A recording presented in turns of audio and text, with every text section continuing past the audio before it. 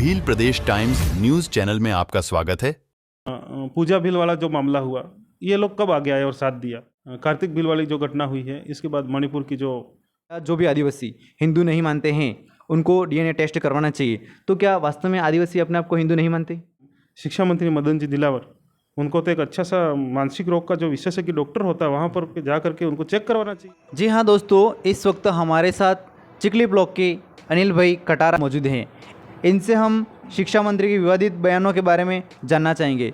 बताइए सर, वर्तमान में राजस्थान के शिक्षा मंत्री मदन दिलावर है, उनका एक वीडियो वायरल हुआ है और उनमें आदिवासियों के प्रति कुछ ऐसी अभद्र टिप्पणियाँ की गई हैं जो कि आदिवासियों में काफ़ी रोष व्याप्त है। ऐसा क्या कहा है इन्होंने?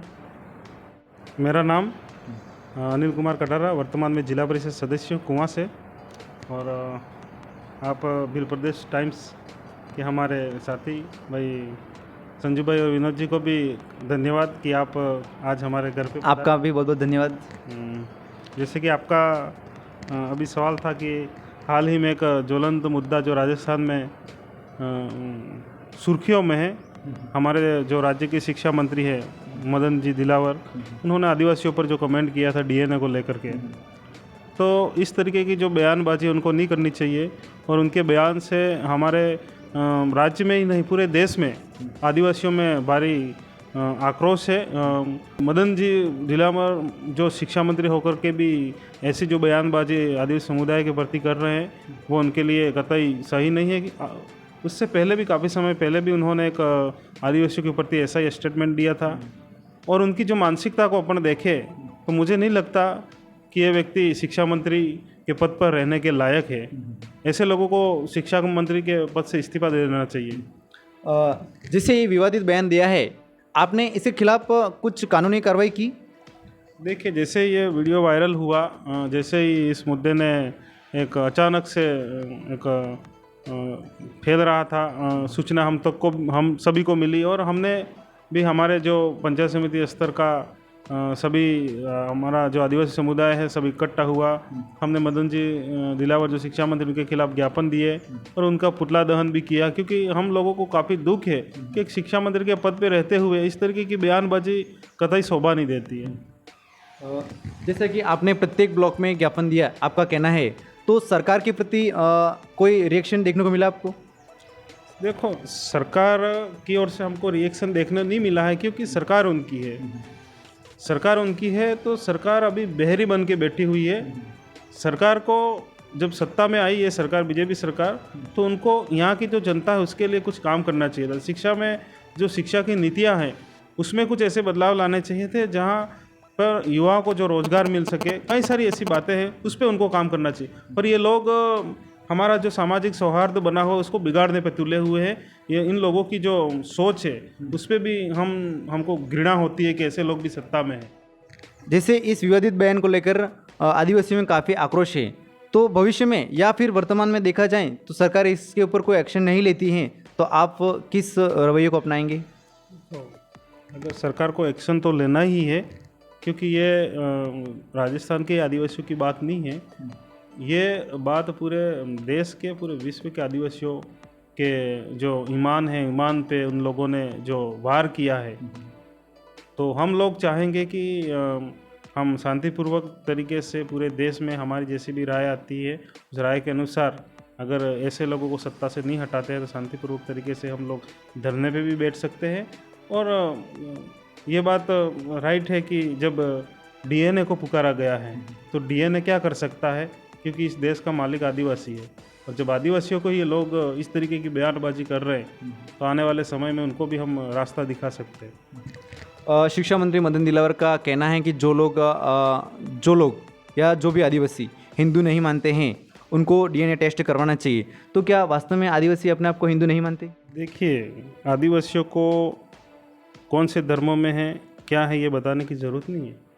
इस देश का ओरिजिनल जो मालिक है वो आदिवासी है और आदिवासियों की जो परंपरा है वो हिंदुओं से बिल्कुल अलग है।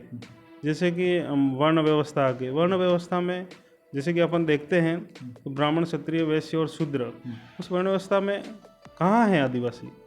हमारा सवाल ये है कि कहाँ है, आप किस स्थान पे रख रहे हैं उनको? और बात जब आती है कि भाई हिंदू मैरिज एक्ट है 1955, वो भी तो नहीं मानता है। उसमें भी तो आदिवासियों को हिंदू एक्ट से भी काफ़ी दूर है। और हमारी जो संस्कृति है, हमारी जो कल्चर है, हमारी पूजा पद्धति है, हमारी जो व्यवस्था है, हमारी जो संस्कृति है, उन लोगों से बिल्कुल भिन्न है। ये बताने की ज़रूरत नहीं है। ये लोग जानबूझ करके ये हम चीज़ें हम पे थोप रहे। पर सुप्रीम कोर्ट ने भी बार बार कहा है कि आदिवासी हिंदू है ही नहीं। तो इन लोगों को सुप्रीम कोर्ट के जो जजमेंट है वो भी पढ़ लेने चाहिए। आप शिक्षा मंत्री के पद पे हो और आपको संवैधानिक नॉलेज ही नहीं है, तो फिर कहाँ के शिक्षा मंत्री? ऐसे लोगों को शिक्षा मंत्री की जो गरिमामय जो पद है उस पद पे बिठाना ही सरकार की गलती है, मैं तो ये मानता हूँ। तो कुछ समय पहले देखा जाए जैसे कि एमपी में मनावर में एक युवक ने एक अपाहिज युवक पर पेशाब किया, और देखा जाए मणिपुर की घटना है, वहाँ पे अगर हिंदुत्व नहीं दिखाता है और जो आदिवासियों के प्रति हिंसा होती है, तो ये बात कहाँ तक सत्य है?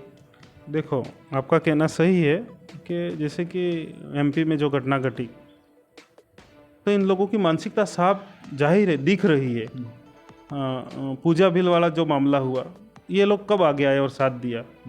कार्तिक बिल वाली जो घटना हुई है, इसके बाद मणिपुर की जो बहुत ही हमको दुख हो रहा है, ये बात कहने पर भी हमको दुख हो रहा है कि हमारे समाज के साथ आज क्या हो रहा है। और ये लोग जातिवाद का जो फंडा है वो खेल रहे हैं। उनको यहाँ इस देश का जो सामाजिक सौहार्द बना हुआ है, उस सौहार्द को बिगाड़ करके ये लोग राजनीति करना चाह रहे हैं, उसके अलावा कुछ नहीं है। और ऐसे जो गणित मानसिकता वाले जो लोग हैं, अगर राजनीति में रहेंगे तो आने वाले समय में जो हमारे लोकतंत्र है या ये राज्य देश, उस पर खतरा मंडरा रहा है। और ऐसे लोगों को चुन करके नहीं भेजना चाहिए, मेरा तो ये मानना है। जैसा कि राजस्थान के शिक्षा मंत्री मदन दिलावर है, क्या उनको राजनीतिक क्षेत्र में हस्तक्षेप करना चाहिए या नहीं? देखो, उनका काम है, उनका जो मेन पद है वो शिक्षा मंत्री का पद है। तो हमारी जो शिक्षा नीतियां हैं उनको किस तरीके से बेहतर बनाया जाए, और शिक्षा के माध्यम से हम जो बेरोजगार हमारे बेरोजगार या जो चरम सीमा पर है, तो अधिक से अधिक हम कैसे रोजगार दे सके, उस पर उनको सोचना चाहिए।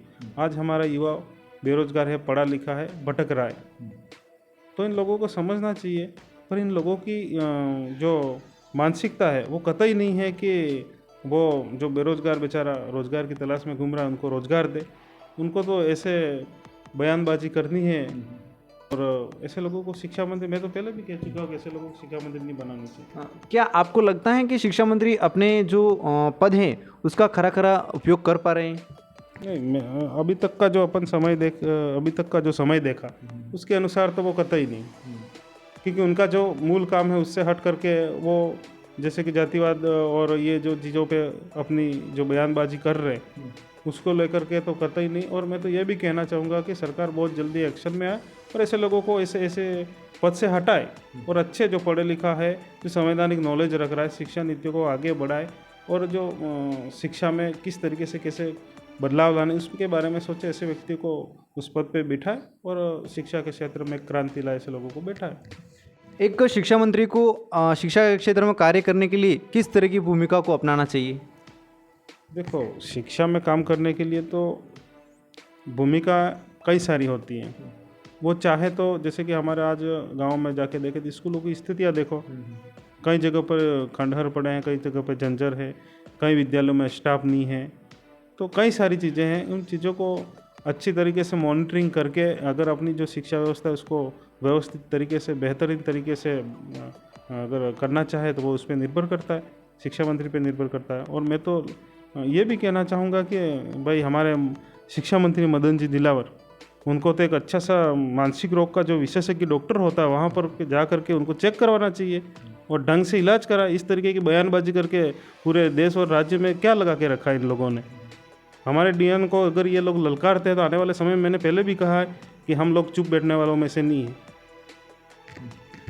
बहुत बहुत धन्यवाद आपका अनिल जी। आपने बताया कि शिक्षा मंत्री के जो विवादित बयान हैं उसको लेकर आदिवासी में काफ़ी आक्रोश व्याप्त है, और आपने ये भी बताया कि भविष्य में अगर इसके ऊपर कोई एक्शन नहीं लिया जाता है तो आप पूरे भारत देश में व्यापक स्तर पर एक शांतिपूर्ण आंदोलन करेंगे। और आपका ये भी कहना है कि उनके खिलाफ ये काफ़ी आक्रोश में है और ये धरना प्रदर्शन के लिए भी तैयार है। तो साथियों, हमारे साथ ये अनिल जी थे, इन्होंने अपने विचार साझा किए। धन्यवाद। जोहार। Subscribe now and press the bell icon. Never miss an update.